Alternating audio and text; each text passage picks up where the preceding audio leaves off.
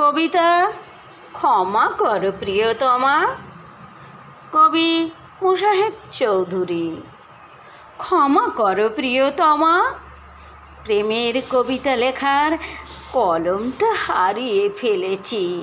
হয়তো কোনো বিকেলের নরম আলোয় তোমার চোখে তাকিয়ে থাকতে থাকতে ফেলে এসেছে সেই কলম নির্বাক দৃষ্টির কোথাও।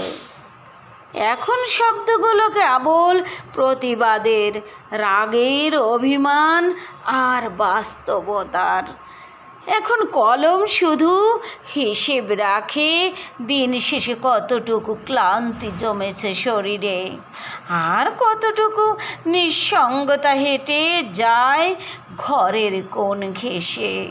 তোমার জন্য কিছু শব্দ তুলে রেখেছিলাম জলের পাশে চাঁদের আলোয়, কিন্তু ভালোবাসায় সিক্ত শব্দেরা শুকিয়ে গেছে অনাদরে। আসলে ভালোবাসা আবেগের জলে সিক্ত হতে চায় প্রতিদিন। তুমিই বলো, ফুটবে কি আর মোহময়ী কবিতার ফুল? কবে আবার কলমের ডগা ভিজবে তোমার নামের সুবর্ণ অক্ষরে? আমি শুধু কাপা কণ্ঠে বলি, ক্ষমা করো প্রিয়তমা। এই হৃদয়ের কবিতা ঘরে এখনো তালা ঝুলে আছে।